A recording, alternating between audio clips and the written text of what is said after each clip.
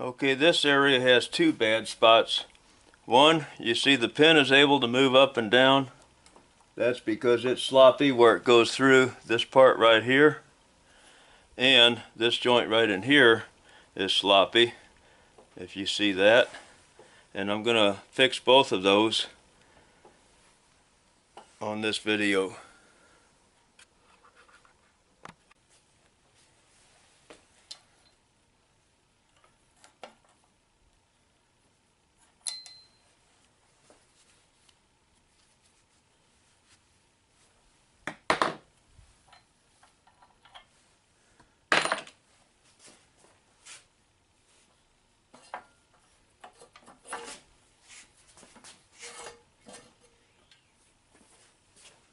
I'm going to knock this one out.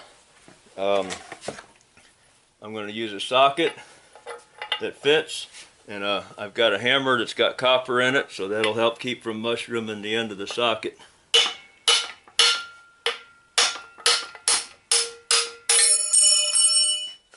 That crack, that wasn't put in there on purpose because you can see it's crooked, and it did that because the constant hammering inside the hole, the bushing was loose in the hole.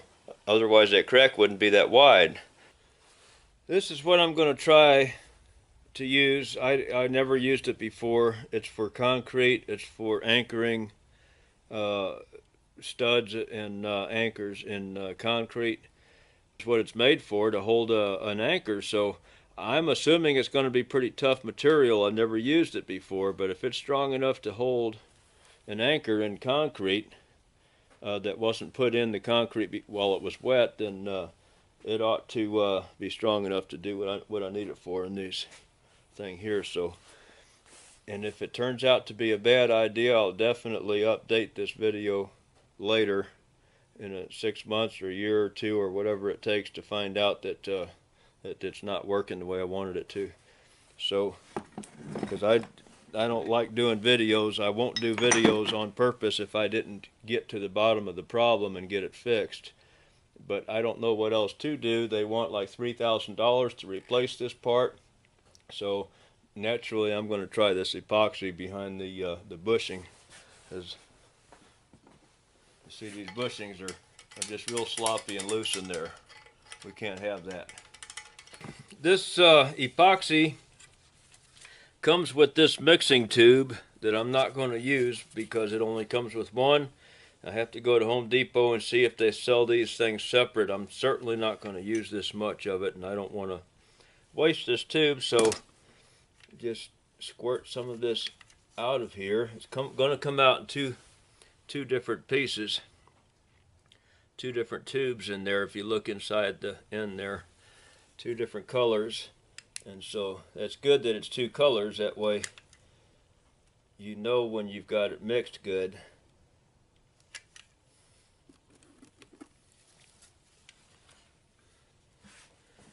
And the directions say, and I didn't even read all of the directions, but I saw at least 3 places where it said to use gloves. So I might need to be told twice, but not 3 or 4 times. I'm not going to find out the hard way why you need to wear gloves.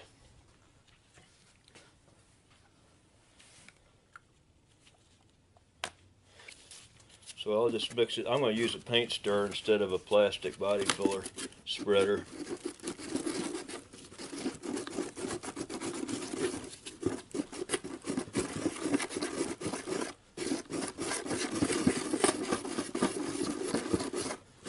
And the gloves will come in handy. I'll just use my fingers to put it in the bore where I want to put it.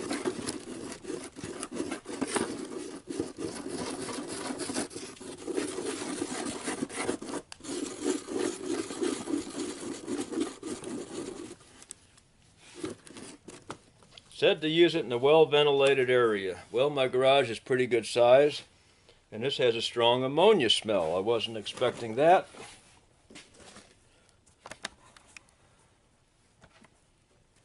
Don't know just how much time I have to work with it. I'm thinking I have about half an hour. And of course, temperature will play a part in that.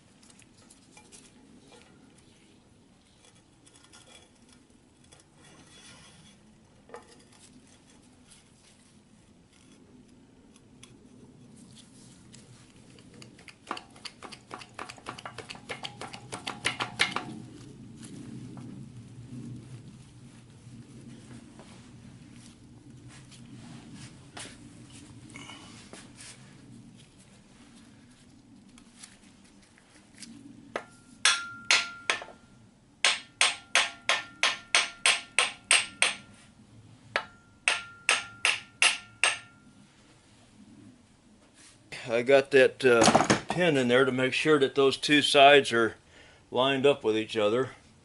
I didn't put the old pin in it because the old pin is worn some.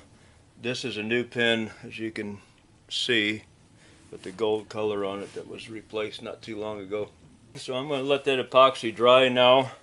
We'll put this thing back together, at least that end of it. These bushings, these bushings. Okay, I'm ready to put this thing back together. The epoxy has dried up. I've put grease on this shaft by hand. I greased up these holes. I'm going to put some grease on these bushings to glue them in place while I assemble it. We'll put the pin back in.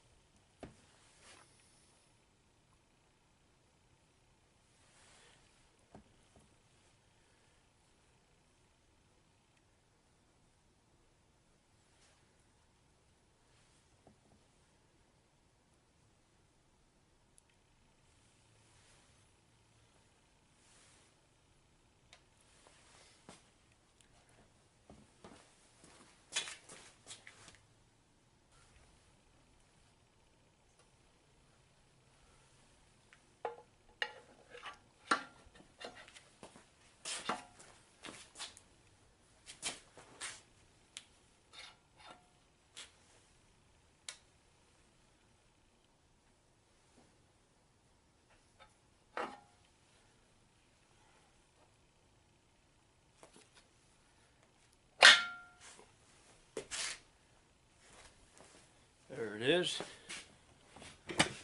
Put another washer on the other side of that pin and put this lock pin in it, and then it's done.